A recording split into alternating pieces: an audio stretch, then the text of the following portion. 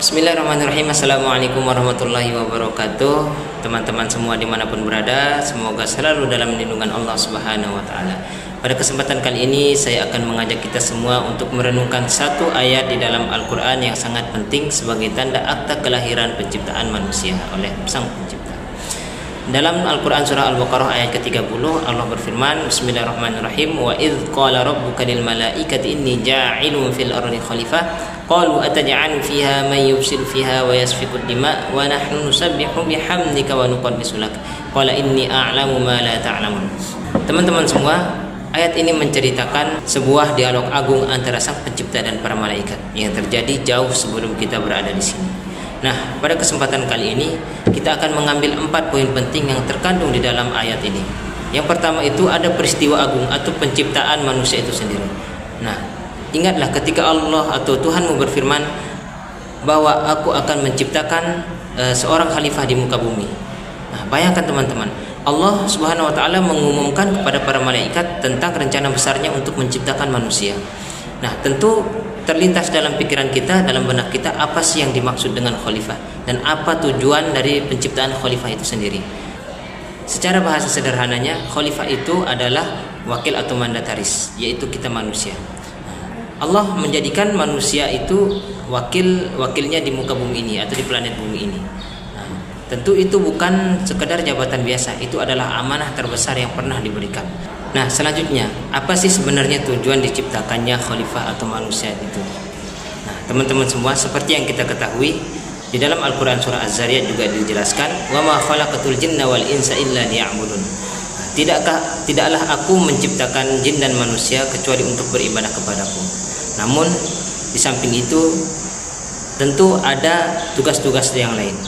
Salah satunya itu memakmurkan bumi itu sendiri, memakmurkan, menjaga bumi itu, mengolah, mengatur agar bumi itu tetap terlindungi. Jadi teman-teman semua, ibadah itu tidak hanya kita berbentuk sholat, haji, puasa, zakat, tapi bagaimana cara kita sebagai khalifah, sebagai pemimpin di muka bumi ini untuk menjaga alam sekitar, peka terhadap sosial, peka terhadap lingkungan sekitar untuk kita jaga, karena ini salah satu tugas yang diberikan Allah Subhanahu wa Ta'ala kepada manusia itu sendiri. Baik teman-teman, kita masuk di poin kedua, yaitu keraguan dan potensi. Nah, di sini setelah Allah Subhanahu wa Ta'ala mengatakan kepada mereka, mengumumkan kepada mereka bahwa Allah akan menciptakan khalifah di muka bumi ini, lantas malaikat itu bertanya. Bertanya di sini bukan berarti membantah, tapi mereka ingin tahu.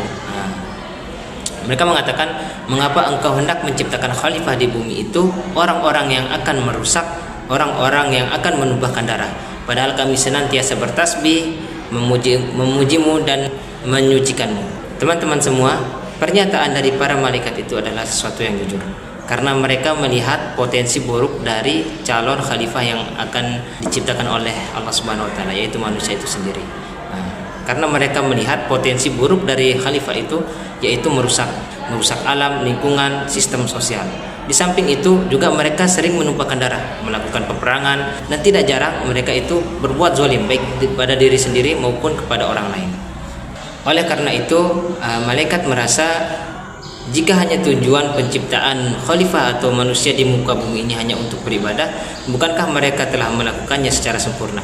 Mereka memuji Allah Subhanahu wa Ta'ala, tetap bertasbih kepada Allah Subhanahu wa Ta'ala dengan tanpa salah dan tanpa nafsu. Selanjutnya, Allah menegaskan kembali pernyataan dari para malaikat itu di poin ketiga, yaitu hikmah dari penciptaan atau rahasia penciptaan itu sendiri. Nah, Allah mengatakan, qala inni a'lamu ma la ta'lamun. Ini adalah intisari dari ayat ini, teman-teman semua, bahwa Allah itu lebih mengetahui. Allah mengatakan, aku lebih mengetahui apa yang tidak kamu ketahui. Nah, jawaban Allah ini adalah sebuah janji atau sebuah rahasia. Allah ingin memberitahu kita, memang benar manusia itu mempunyai potensi buruk untuk merusak. Namun di balik itu semua, tentu ada potensi yang sangat besar yang dimiliki oleh manusia itu sendiri. Sebuah potensi yang baik yang tidak bisa dimiliki atau dilakukan oleh makhluk lain. Seperti yang kita ketahui, manusia itu diciptakan sempurna, dibekali akal, pikiran. Sedangkan malaikat itu hanya dibekali dengan akal tanpa nafsu. Sedangkan syaitan hanya dibekali dengan nafsu tanpa akal. Sedangkan manusia itu dibekali dengan keduanya, nafsu dan akal. Baik teman-teman semua, kita masuk di poin keempat atau poin terakhir, yaitu korelasi antara ayat ini dan kehidupan kita di zaman sekarang. Tentu itu memiliki hubungan erat. Yang pertama itu tanggung jawab sosial, yaitu khalifah alam. Ketika kita melihat banyaknya polusi, sampah menumpuk, hutan dibabat, dan pencemaran lingkungan, itu adalah bentuk nyata dari membuat kerusakan seperti yang dicemaskan oleh para malaikat. Nah, ayat ini memandatkan kita untuk menjaga lingkungan tersebut, bukan untuk dirusak. Dari tindakan-tindakan kecil kita menjaga kebersihan lingkungan itu adalah wujud dari kekhalifahan yang benar, karena kita manusia diciptakan dibekali dengan akal dan nafsu. Tentu itu membuat kita harus peka terhadap lingkungan sekitar. Yang kedua itu ada tanggung jawab sosial, yaitu khalifah kemanusiaan. Realitas yang sekarang kita saksikan, banyaknya ketimpangan, banyaknya keburukan, banyaknya kezoliman, konflik yang terjadi di lingkungan kita sekitar. Itu adalah bagian nyata dari bentuk pertumpahan darah di zaman sekarang. Nah, ayat ini juga memandatkan kita sebagai orang yang berpikir, orang yang mempunyai akal, agar bisa memperbaiki lingkungan tersebut. Tugas kita sebagai seorang khalifah manusia yang diciptakan itu adalah bagaimana cara kita untuk menegakkan keadilan dari hal-hal yang terkecil. Jika kita adalah seorang pelajar, maka jadilah khalifah dengan cara belajar bersungguh-sungguh. Jika kita adalah seorang pemimpin, tentu itu adalah mempunyai pengaruh besar di lingkungan tersebut. Tentunya kita harus menjadi pemimpin yang amanah, berlaku adil, dan menegakkan keadilan. Itu adalah wujud benar sebagai seorang khalifah atau pemimpin. Nah, yang ketiga itu adalah motivasi diri atau khalifah untuk diri sendiri. Teman-teman semua, di samping pentingnya kita menjadi pemimpin dalam suatu kelompok, tentu kita juga penting juga untuk bisa memimpin diri sendiri. Pada intinya, kita tidak boleh putus asa. Allah itu tahu kita punya kekurangan, namun Allah itu juga tahu kita mempunyai kelebihan dan kemampuan. Tugas kita hanya untuk membuktikan bahwa Allah menciptakan khalifah di muka bumi ini adalah sesuatu yang benar. Oleh karena itu, sebagai manusia atau khalifah yang diciptakan dibekali dengan akal dan nafsu, gunakan akal itu untuk berpikir, gunakan hati itu untuk berempati, dan gunakan tangan itu untuk berkreasi dan membantu sesama.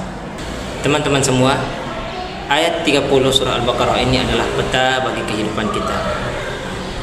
Allah Subhanahu wa taala mengingatkan untuk kita semua bahwa adanya kita di muka bumi ini bukan ada secara kebetulan, tapi kita adalah wakil Tuhan. Oleh karena itu, mari kita ambil hikmah dari penciptaan manusia itu sendiri. Kita buktikan bahwa potensi baik kita itu lebih besar dari potensi buruk. Oleh karena itu, mari kita gunakan akal kita gunakan pikiran kita untuk bisa menjadi pemimpin yang amanah, yang jujur. Karena kita hidup bukan hanya hablum minallah, hablum minan nas, tapi hablum minal alam. Oleh karena itu, jadilah manusia yang memakmurkan, bukan yang membuat kerusakan. Jadilah manusia yang menyebarkan keadilan, bukan menumpahkan darah. Semoga amanah-amanah ini kita bisa jalankan, kita bisa realisasikan dalam kehidupan sehari-hari kita. Sekian mungkin diskusi kita pada kesempatan kali ini. Barakallahu fikum. Billahi fi sabilil haq. Assalamualaikum warahmatullahi wabarakatuh.